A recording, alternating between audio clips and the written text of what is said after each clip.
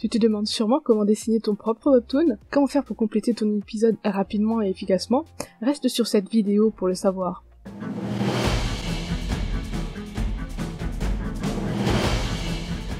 Coucou, c'est Rao. C'est la troisième vidéo de ma série Comment publier sur Webtoon spécial concours 2021. Tu peux revoir la vidéo qui parle des conditions pour participer dans la première vidéo et comment poster dans la deuxième vidéo. Comme je sais que la plupart des vidéos sur le sujet du Webtoon sont en anglais, j'ai créé cette chaîne pour partager en français ce que j'ai appris en traînant sur les blogs de BD et YouTube. Ici, je vais parler de mes outils plus ou moins pour créer des épisodes de Webtoon. Je vais le faire sur Vesna parce que c'est le Webtoon que je dessine de A à Z dans le format vertical. Pour voir comment je transforme une planche classique en Webtoon, tu peux revenir sur la vidéo comment poster où j'indique comment adapter ta planche au format Webtoon et l'exporter. Cette vidéo nécessite quelques prérequis. Il faut avoir testé le style que tu comptes utiliser dans ton webtoon et avoir un script sous forme de texte ou de storyboard. Je suis team texte parce que je dois pouvoir copier-coller les dialogues depuis un vérificateur d'orthographe et surtout, j'écris vraiment mal. Je n'explique pas comment créer un scénario ou un script parce que c'est littéralement une autre vidéo et je suis pas très confiante à ce niveau-là. J'ai envie de vraiment essayer une grande quantité de structures avant de dire ça, c'est la méthode de travail que je préfère. Donc je passe direct au dessin. Nous voilà donc sur mon espace de travail. J'ai qu'un seul écran, donc je travaille comme ça, avec la moitié de l'écran pour le scénario, le script, et vous êtes totalement spoilé de l'épisode 7 de Vesna. Et de l'autre côté, il y a Clipstudio Paint. Voilà. Alors, on va commencer par un topo sur le vocabulaire, parce qu'on va en avoir besoin. Ce que j'appelle page webtoon, ça va être l'image 800 x 1280 ou autre proportion similaire qui fait l'image qu'on peut importer directement sur Webtoon sans optimisation. Une tranche, ça va être plusieurs pages Webtoon les unes sous les autres, le nombre que vous voulez, même des nombres pas entiers. Et l'épisode, ça va être toutes les tranches les unes sous les autres avec le début et la fin, le titre et l'outro. Donc avec ça, maintenant, on va créer notre épisode ou notre tranche Webtoon. Si vous êtes sur Pro, vous allez avoir seulement illustration et donc vous allez travailler sur du 800 fois, et on prend la calculatrice 1280 x 5 par exemple, 6400, j'arrive pas à dire ce mot, et ça vous donne une tranche avec 5 parties de 1280 de lot. C'est pas mal de se créer un indicateur, c'est-à-dire une illustration 800-1280, et la coller sur votre webtoon, et le faire glisser pour savoir quel espace prend chaque image. À savoir que on considère qu'une page webtoon, c'est un écran de téléphone. Donc chaque image qui fait tout l'écran, qui fait toute la page webtoon, fait tout l'écran d'un téléphone. Et si jamais vous voulez aussi être plus ou moins adapté au PC, il faudra faire du 9/16e. Donc vous pouvez littéralement créer une image de 800 sur 450 de haut, c'est du 9/16e littéralement, et le coller également sur votre planche pour savoir si votre case est lisible sur PC. Et avec ces deux images-là, vous avez moyen d'adapter votre webtoon à la fois pour la lecture ordinateur et la lecture sur tablette ou téléphone. Ce qui est un gros avantage parce que il y a encore des gens qui lisent sur ordinateur les webtoons. Et c'est plus agréable si la case est plus petite. Mais bref, sur Vesna, j'ai pas besoin de ça parce que Clipstudio Paint a aussi une option qui permet d'afficher les zones webtoon. Donc il faut pouvoir adapter la zone webtoon. Donc c'est du ratio, mais c'est du 800-1280 que j'ai demandé. Et une fois que c'est paramétré, il suffit de faire affichage zone de webtoon et on se retrouve avec un format page webtoon qui est mis en valeur sur la tranche. Mais ça, ce n'était qu'une intro.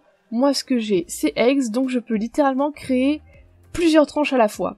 Et autre précision que je viens d'oublier, c'est que il faut choisir le dossier dans lequel ça va aller, parce que là, je viens de créer sur le mauvais dossier TPD de test, mais du coup je saurais où les retrouver et où les supprimer. Donc là je suis en train de sélectionner le bon dossier, le dossier où j'ai mis tous les chapitres de Vesna, et je vais l'appeler Vesna Part 7, vu que c'est l'épisode 7. Et une fois que tu as choisi ton dossier, ça va créer ton dossier avec les pages que tu as décidé de créer, et les pages que tu as décidé de créer, ça va être ça. Ça va être cette seconde partie qui est là.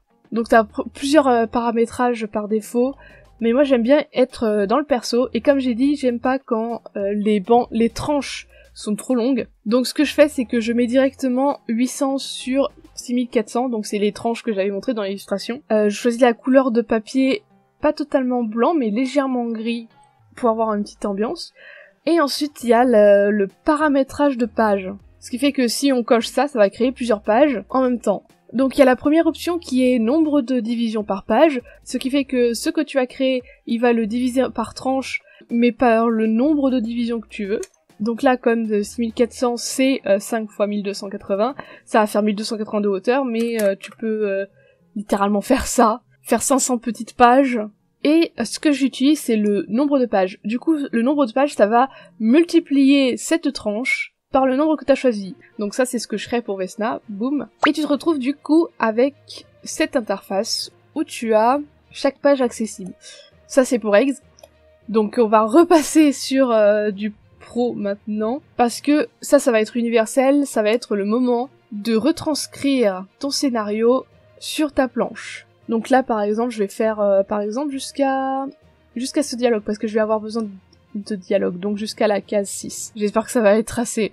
Donc là, on va avoir 3 establishing shots, donc j'ai décidé que ce serait une case sur 3 pages de Webtoon. Alors, attention, le truc c'est que Webtoon, il va avoir une partie qu'il va montrer en dessous du menu, en dessous de la barre de tâches de ton téléphone. Donc, tu laisses une petite zone sans rien, ou même mieux, tu mets le titre là. Du coup, je vais mettre le titre aussi. Et ça laisse tout l'espace pour créer le reste. Donc là, je devais establish Piatir avec les résidences. La résidence qui est là.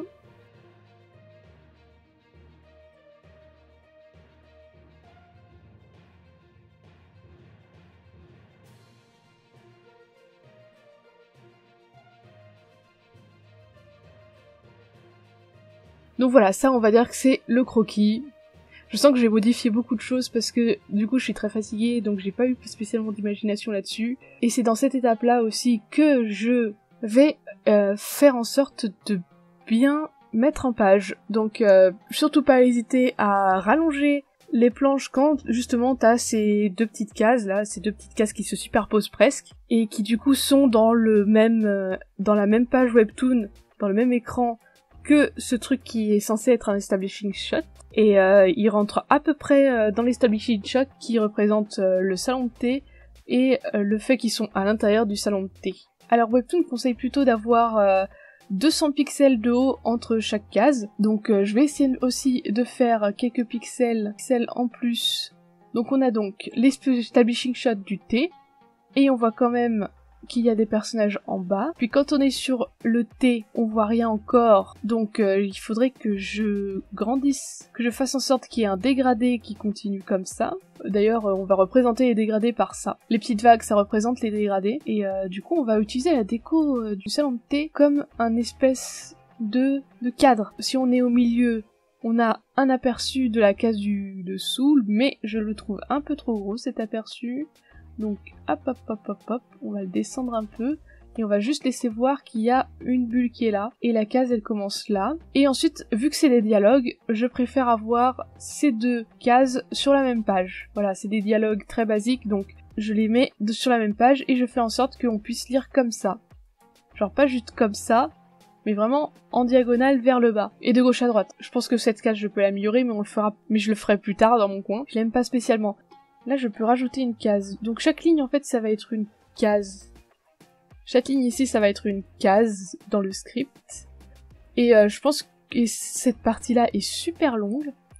Donc il va falloir lui faire plusieurs bulles. Et est-ce qu'on va passer à l'autre? Non, j'ai pas envie. Vu que c'est un dialogue. Donc là, ça va être le ouais. Et est-ce qu'il va falloir passer par l'autre tranche, je pense. Donc on va voir par quoi ça commence. Là, cette fois, il n'y a plus besoin de laisser l'espace parce que... ou de mettre le titre, parce que c'est plus une tranche qui a un début d'épisode de Webtoon. Donc on peut commencer directement là. Et donc là, ce serait une Catherine contente. Putain, je suis vraiment fatiguée. Je l'ai fait mieux les croquis d'habitude. Et je mets le dialogue. Et là, je vais commencer à mettre les dialogues, parce que je vais pas m'en sortir si je mets pas les dialogues. Là, c'était juste parce que ça commençait par un establishing shot, donc il y avait pas de paroles. Mais là, je commence à en avoir besoin. Et le truc, c'est que je fais ça pour chaque planche, je mets un certain nombre de cases en trait croquis et ensuite je rajoute des dialogues, ou l'inverse, soit je mets les dialogues directement dessus et après je fais les croquis. Et donc le script, ça me sert aussi de post-it pour savoir ce que disent les personnages par exemple. Et je les mets littéralement à un endroit absolument aléatoire, ce qui me permet d'avoir tout le texte sans avoir à me soucier de la taille de la bulle encore. Et ça je le ferai une fois. Et la taille de la bulle, réellement, je le ferai une fois que j'aurai fait la case. Sur celle-là, du coup, je sais que va y avoir plusieurs bulles, donc je vais dessiner plusieurs bulles pour le retenir, mais ça va rester comme ça. Donc oui, si vous aviez pas remarqué, j'ai littéralement des outils texte par BD. Et ces deux-là sont pas très clairs, mais celui-là c'est Vesna, c'est Astrocologue parce qu'on le fait sur un fichier un peu plus gros. Et ensuite on a, comme j'avais dit, on a la version page de BD et la version webtoon pour mon projet pour le concours. Alors une fois que j'ai ça, je vais désactiver l'affichage de la zone de webtoon parce que ça me gêne un peu. Donc maintenant il faut créer les cases, les vraies cases. Je vais mettre légèrement en transparence ça, et en fait pour les cases, soit on prend le truc de base, soit on va le créer en faisant un copier, duplicate, on va le dupliquer et on va changer les paramètres qui sont là. On peut choisir totalement la pointe du pinceau, et ça je l'ai téléchargé, c'est... lequel? Donc sur Create Studio Paint, il y a dans Clip Studio, le premier logiciel qu'on ouvre, il y a Clip Studio Assets, et on peut chercher des assets. Mais en fait pour les cases de BD, c'est super compliqué à retrouver, donc mon favori ça va être celui-là, c'est 27PT, et il a fait beaucoup de bordures de cases, de bulles de dialogue et de brush qu'on peut réutiliser. Et c'est là que je trouve mes cadres, que j'ai trouvé les cadres que j'ai là, et qui font cet effet-là. J'ai l'impression, cet effet-là du coup. J'ai l'impression que c'est très adapté au comic humour, mais pour Vesna du coup c'est un truc basique comme ça. Je vais peut-être le copier. Parce que du coup je vais copier et écrire Vesna comme nom. Sinon je vais oublier encore. Donc voilà, là il n'y a pas de cadre encore, ça c'est que du dégradé. Et à partir de là il y a un cadre. Alors là pour avoir le dégradé, je fais en sorte d'avoir la case beaucoup plus grande que ce que je voudrais. Et là on se retrouve avec un problème, c'est que ça va se superposer. Et donc je vais aller dans le menu, dans le paramètre les propriétés de l'outil, et je vais choisir plutôt de créer un nouveau dossier quand je vais vouloir faire cette case là. Voilà, et je la duplique pour la réponse au dialogue, comme ça c'est pratique. Et le truc c'est que sur Vesna du coup après je vais les pixeliser et les fusionner ensemble parce que j'aime bien quand Vesna c'est bien propre. Mais pour l'instant je vais garder ça comme ça parce que ça me permet d'avoir tous les repères et de les déplacer encore. Genre si pendant le line j'ai besoin de les changer encore, je vais les changer. Donc là à partir de là on n'a plus besoin du script, ça fait un moment qu'on n'a plus besoin du script en fait. Mais déjà on va commencer à ajouter le titre. Et ça, je vais principalement aller le chercher dans un chapitre précédent. On pourrait être un peu moins désorganisé, on peut totalement créer littéralement un PNJ, et je l'ai fait pour les end credits. C'est littéralement un fichier où j'ai des fins alternatives qui me permettent de copier et coller le dossier et de le modifier. Le fichier par exemple, ouais, on va prendre les crédits français. Comme j'avais dit, il faut sélectionner avec Clip Studio Paint pour qu'il copie tout le dossier. Et tu peux le coller là à la fin de ton épisode. Je le fais avant d'avoir fini le croquis, donc je vais forcément le supprimer après, mais je peux quand même modifier tout le prototype. Et je donnais la date à chaque fois que je devais poster, mais là il y aura plus de date. Maintenant ça va plutôt être il y a déjà tel épisode sur Gumroad, n'hésitez pas à aller l'acheter, voilà. Et donc on va pas sauvegarder, ne pas enregistrer, voilà. Donc voilà, ça on peut le faire aussi pour le titre, sauf que moi j'ai pas envie. Donc je vais aller le copier-coller dans un ancien épisode, et je lui change les couleurs avec carte de dégradé. Pourquoi? Parce que c'est un peu plus joli que si je devais changer moi-même les couleurs. Et ça va lui donner une petite ambiance à aller au début de l'épisode, on va dire. Ensuite il y a les bulles de dialogue. Et donc ce que je fais c'est que je fais un dossier complet avec les dialogues. Et je vais avoir tendance à fusionner les dialogues plus tard. Mais là pour l'instant, je fais tout avec les calques défusionnés.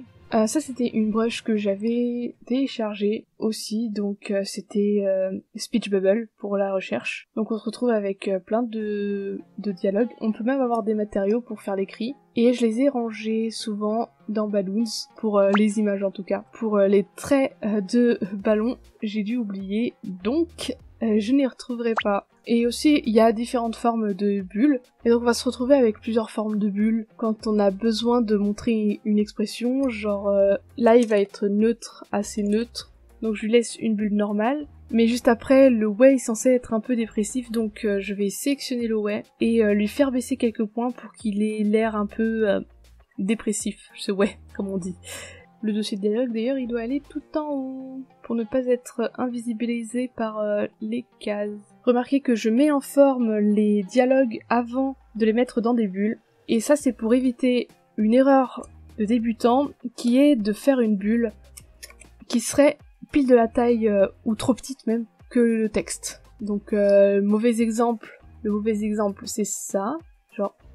Tu laisses pas l'espace à ton texte, du coup il touche totalement le bord de ton speech bubble, de ta bulle de dialogue. Ça aussi, il y a moyen que ce soit une très mauvaise idée, parce que ça a tendance à être considéré comme du chuchotement, ou à prendre trop d'espace dans l'image. Et on n'a pas envie que l'attention soit tournée sur les bulles, on n'a pas envie que ce soit bizarre que les bulles existent, on a envie que ce soit lu, simplement, et qu'elle détourne pas l'attention du récit. Et des images. Et de l'action surtout.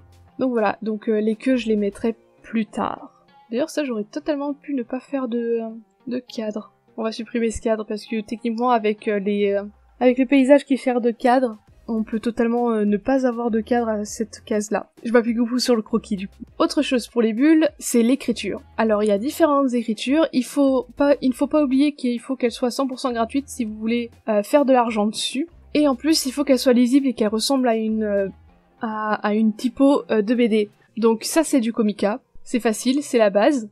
Ensuite, j'ai différents autres dialogues. Donc pour le projet de concours, j'utilise ce qui s'appelle Soapy Hands, qui est du coup une typo indépendante. Donc voilà, sur Gumroad, on peut la télécharger. Et je la trouve très jolie parce que justement, il y a différents glyphes qu'on peut retrouver dans le dossier, dans le readme, et il y a quasiment tous les accents en majuscule et en minuscule, donc c'est cool. Et j'en ai un qui est juste totalement aléatoire, qui est le Ink Free, et je sais pas où est-ce que je l'ai trouvé, mais je le trouve sympa, mais surtout pour des longs textes. Donc voilà, pour la police, et les typos à éviter, c'est tout ce qui est Arial, c'est trop droit, comics sans MS, ça se voit que c'est du comics sans MS, même s'il y a comic dans le nom. Ce genre de typo très ornemental, c'est à éviter, parce que du coup les majuscules souvent elles sont illisibles. Ça encore c'est lisible, mais je pense que je peux trouver encore pire. Ça par exemple, pas de dialogue, les majuscules sont horribles, si jamais tu fais créer ton personnage tu peux pas. Y a quoi d'autre comme... des trucs trop droits comme ça, c'est non. Et surtout si tu peux pas... les trucs très curly comme ça, non plus. Et dans le meilleur des cas, si tu le peux, crée ta propre typo. Il y a un site spécialement pour ça où il te donne une fiche, tu écris tes typos. Mais moi, du coup, j'ai choisi Comica pour Vesna et Soapy Hands pour mon projet pour le concours qui s'appelle Aled, une histoire d'un dragon qui a besoin d'apprendre le respect. Donc, et ce que je vois là sur le croquis, c'est que je peux totalement supprimer cette case-là pour la simple bonne raison que c'est le paysage qui est censé faire le cadre. Ok, par contre, on se retrouve avec une taille de police et on ne sait pas exactement quelle taille de police prendre. Donc ça, c'est un truc qu'il va falloir le faire à la jugeote, parce que selon la taille de ton fichier, la taille de police va changer. Et ce qu'il faut faire, en particulier, c'est de prendre ton propre téléphone, ouvrir un webtoon que t'arrives à lire facilement, peut-être le dessiner le schéma, et vous dessiner un schéma par-dessus le croquis, ça va être n'importe quoi. Donc tu vas prendre, ça c'est ton écran d'ordinateur ou de tablette, voilà, ça c'est ta tranche, et ça c'est ta ligne de dialogue avec le texte. Et ça va être ton téléphone avec un webtoon que t'aimes bien et leur texte. Et le but, ça va être de comparer la taille des polices pour savoir quand est-ce que la taille de tes dialogues va être la même que la taille de celle qu'il y a sur ton téléphone. Donc il faut que la largeur de ta tranche soit la même que la largeur de ton téléphone au moment où tu lis. Je sais pas si tu vois le genre. Faut juste utiliser le zoom, quoi. Donc voilà, ça c'est la stratégie pour trouver la taille idéale de ta police. Et après il faudra tester des trucs. Et c'est pour ça que tester et vérifier au brouillon sur l'aperçu mobile, c'est pas mal aussi. Tu peux même carrément créer des webtoons qui s'appellent tests. Sur Webtoon anglais, il y a beaucoup de webtoons qui s'appellent Webtoon Test, et c'est juste des tests de taille de typo et d'image. Mais n'oublie pas que tu peux facilement supprimer ta série et que ça peut même être totalement accidentel. Et ça, c'était la partie croquis. Ça, il vaut mieux le faire vérifier. Les croquis, vaut mieux le faire vérifier par des bêta lecteurs, parce que comme ça, tu es sûr de ce que tu fais et tu es sûr que ça puisse être lisible pour des lecteurs. Si t'as pas de bêta lecteur, c'est pas grave, hein. Tu peux en trouver, ou alors poster la chose et attendre que les commentaires te disent c'est justement ça l'intérêt de Webtoon, et que tu vas recevoir des commentaires pour te dire si t'es sur la bonne voie ou la mauvaise. Faut juste espérer ne pas tomber que sur des commentaires qui disent que c'est trop court. Maintenant qu'on a le croquis, ou en tout cas le storyboard, bien préparé, il faut réfléchir à sa stratégie. Soit on va continuer à faire du croquis pour qu'il soit plus précis, soit on va créer le line maintenant. Ensuite, est-ce que le line on le crée sur un seul calque ou sur une case par case? L'avantage du un seul calque, ça va être rapide pour sélectionner le calque, parce qu'il n'y en a qu'un seul, donc le seul calque où il y a du line, c'est le calque line. Et le case par case, l'avantage c'est que tu peux plus facilement le modifier, et si tu veux passer de page à webtoon ou webtoon à page, c'est plutôt pas mal d'avoir case par case pour justement pouvoir réorganiser, redessiner par-dessus et toujours avoir tout séparé. Et ensuite, niveau rythme, est-ce que tu vas faire le line tranche par tranche, épisode par épisode, ou tu vas faire toutes les cases d'un coup, ou tu vas faire 2 épisodes en line d'un coup, ou alors tu vas faire le line de 2 épisodes pour les colorier à la suite parce que tu préfères coller. Alors attention à la longueur que ça te prend de liner, parce que du coup même si tu lines pendant 2 semaines, même si ça veut dire que tu vas faire 2 fois plus de colo, ça veut dire aussi que tu as fait 2 fois plus de line d'un coup. Et c'est aussi plutôt désavantageux de faire l'autre extrême, c'est-à-dire chaque case une par une, line mise au propre, line à plat, shading, parce que tu vas beaucoup changer de mindset par rapport à si tu fais du line de la colo, donc ça va déjà te ralentir dans le switch vers une autre activité, et ensuite ça va aussi pouvoir provoquer un problème de constance dans le style, parce que clairement il y a des jours où tu vas faire ta case, elle va être super jolie parce que t'auras été de bonne humeur, puis le lendemain t'es de mauvaise humeur, la case est super et a un style totalement différent, donc c'est plutôt conseillé de faire au moins le line tranche par tranche, c'est-à-dire 5-10 cases à la fois. Et du coup, moi, ce que je fais, c'est que je fais tout épisode par épisode. Que ce soit dans Vesna ou dans À l'aide, je suis humain, le projet pour le concours, ça va être épisode par épisode et pas tranche par tranche. Et comme ça, j'ai aussi moyen d'avoir un suivi de ce que je fais. Donc comme j'ai dit, il y a plusieurs méthodes. Moi, ce que je fais sur Vesna, c'est que j'utilise un seul calque pour tout. Contrairement à ce que je fais avec Aled, parce que Aled est justement un projet transmédia, donc j'ai besoin d'avoir les cases séparées, alors que clairement Vesna, je peux tout faire d'un coup. Donc là j'ai des lines qui sont créées, donc il faut choisir le design de ton line, forcément, et du coup je vais donner ma méthode pour avoir un line lisse, sachant que je suis très tremblante et que j'ai tendance à avoir beaucoup de mal à liner. Donc la première chose que je faisais avec Vesna, c'était avoir ce line qui a une opacité aléatoire, voilà. Mais du coup avec des critiques, je vais tenter d'utiliser un line qui est sans opacité aléatoire. Second truc, le line, je le fais sur un calque vecteur. J'ai déjà une vidéo sur le calque vecteur, vous pouvez cliquer. Et justement, je l'ai travaillé sur Vesna. Habituellement, je vais commencer par faire tous les paysages, parce que c'est le plus long, c'est ce qui demande le plus de concentration, et j'ai besoin de motivation. Là, je vais faire sur une case où il y a que une tête, donc je vais commencer directement par la tête du personnage.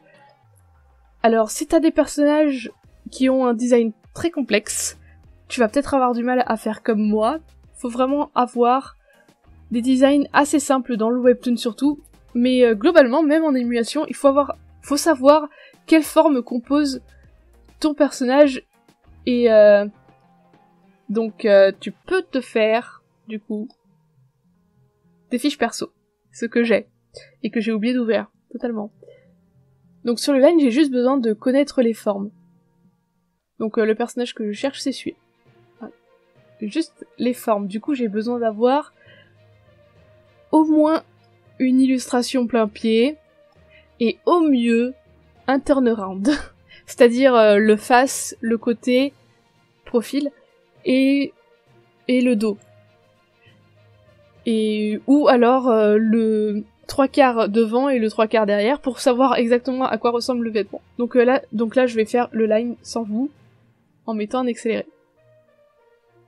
Les outils que je trouve super utiles pour avoir un brush line, ça va se trouver dans le afficher les détails de l'outil. Donc ce que je trouve important, ça va être la taille. Faut que ce soit assez fin. Faut que ce soit à la taille qui correspond à ton style, quoi. Donc moi ce qui va aller, ça va être de faire du 8 pixels, c'est-à-dire assez fin mais pas trop fin non plus parce que sinon j'y vois rien. Le second, ça va être la forme du pinceau parce que si tu veux un peu de texture dans ton line, faut pas hésiter à en mettre. Après, il y a l'épaisseur pour savoir si ton line va être plus fin quand tu vas aller dans un sens et moins fin quand tu vas aller dans l'autre.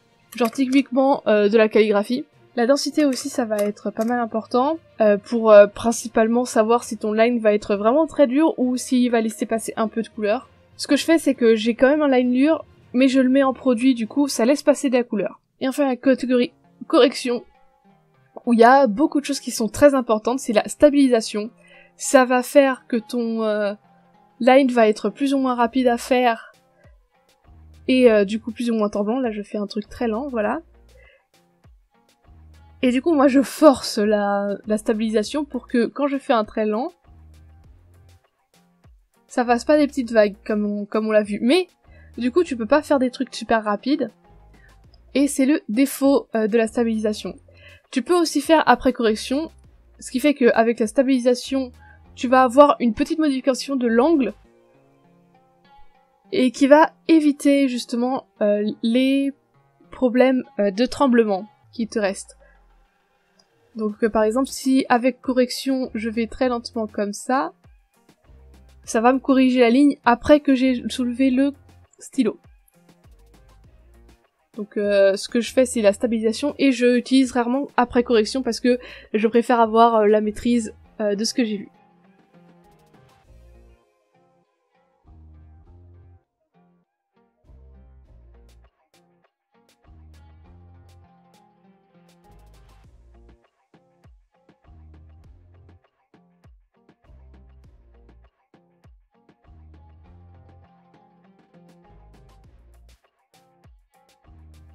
Et tadam, c'est fini.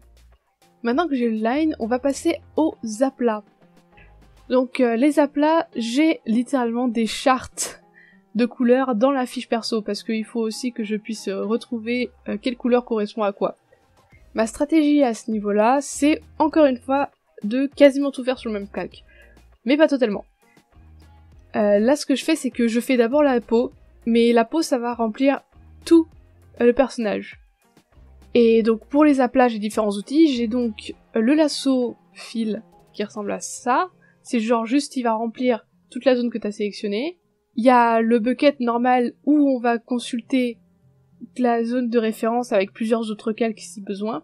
Donc dans cet outil-là, ce qui est pratique, c'est de pouvoir exclure ou ne pas exclure le calque édité.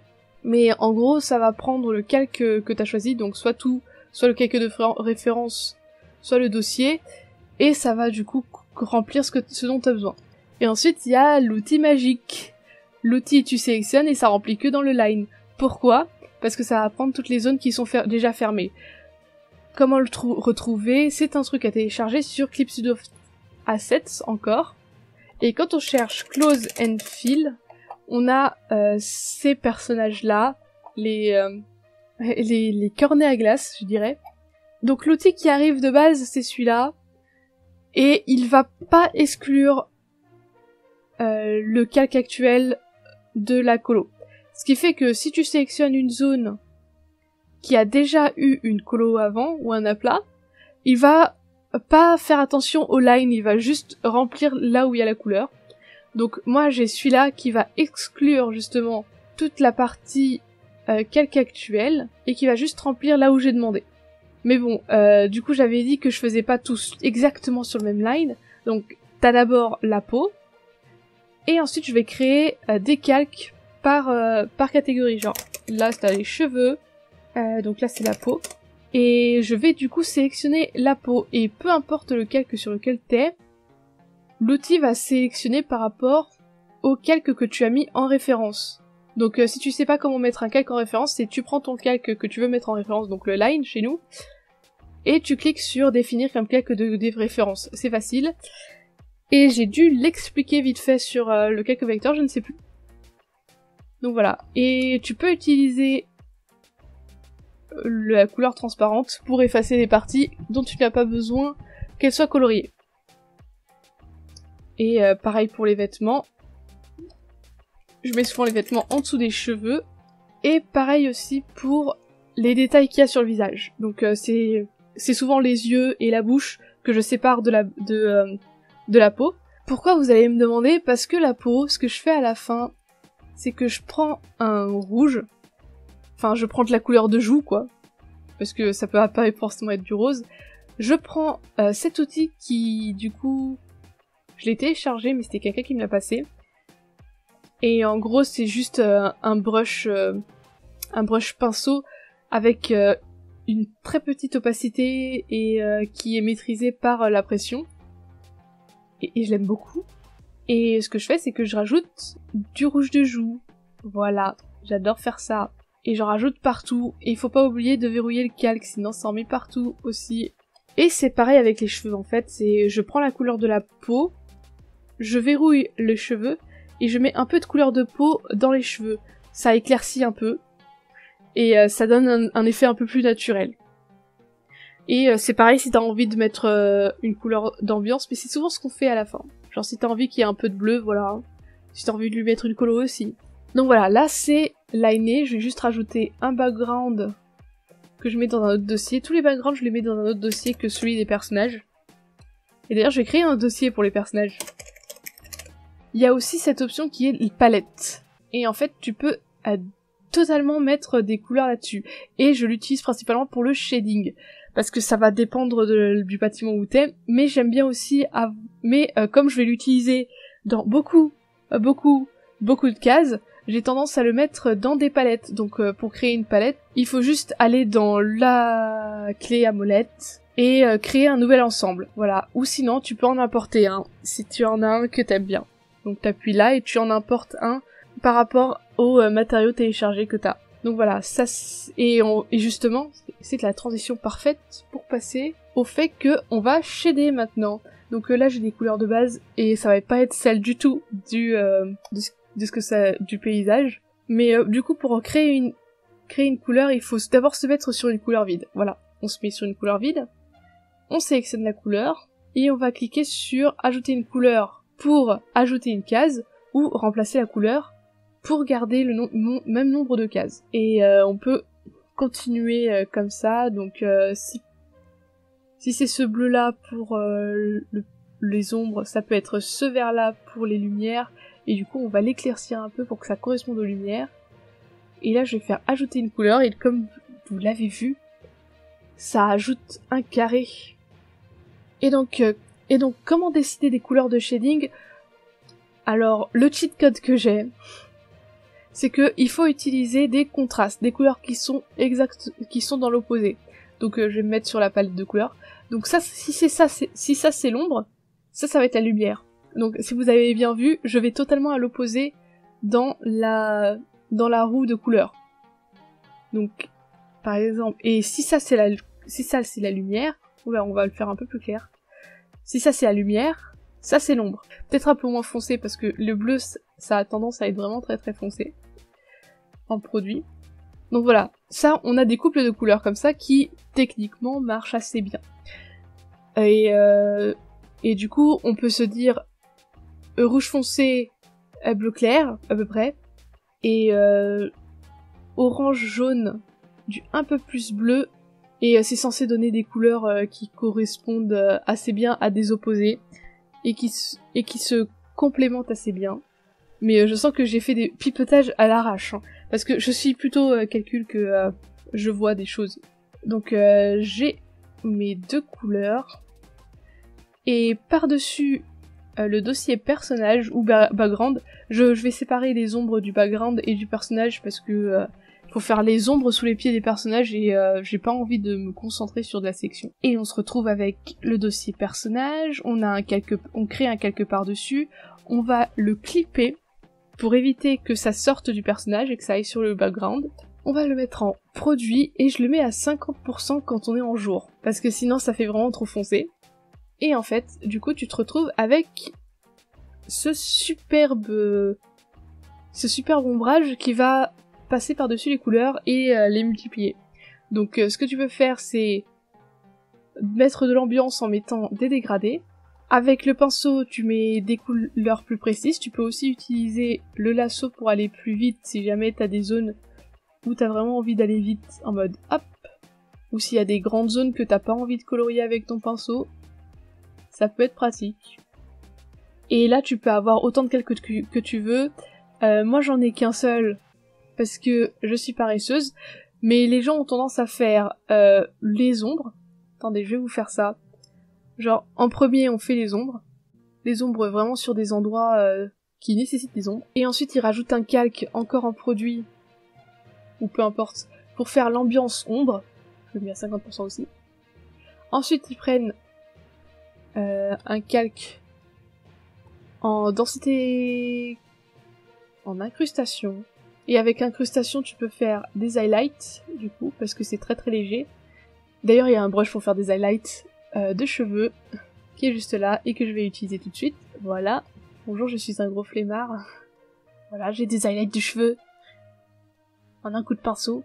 Et après, en densité couleur, on va mettre un dégradé pour montrer qu'il y a de la lumière. On peut le mettre en incrustation aussi. Ça va dépendre de ce qu'on veut. Ouais, mais en fait, ça marche bien. Peut-être que ça, en densité lumineuse, ça marche. De toute façon, la densité lumineuse, il faut toujours faire le mettre à 50%, sinon c'est beaucoup trop blanc. Donc voilà. Il y a des gens qui font en 4 calques, comme ça. Et moi, je fais juste ça en 2 calques. Du coup, il y a le calque produit qui est là, et le calque ambiance. En fait, j'en utilise 4. En fait, j'en utilise 3, parce que du coup, je mets les highlights sur un autre calque, vu que j'ai besoin que ce soit moins lumineux l'ambiance que les highlights de cheveux. Donc voilà, là on peut passer aux finitions. Moi, la seule finition que je vais avoir besoin de faire, c'est de placer le calque de line à une couleur rouge foncé. Donc moi je vais aller sur une palette pour récupérer le rouge foncé qui est là. Voilà. Et je le transforme en produit. Et en fait là tu vas rajouter, s'il y a besoin de lumière, tu vas rajouter de la lumière. Et pourquoi pas rajouter dans le fond quelques patterns, voilà. Juste pour le fun. Juste pour le fun et aussi pour faire des transitions. Ce serait pas mal pour avoir des transitions de faire ça. Et de créer un masque et le mettre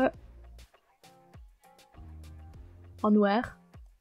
L'effacer, non? Voilà, on va l'effacer. Et on va rajouter un dégradé comme ça, voilà. Et ça peut aider à faire les dégradés entre chaque case.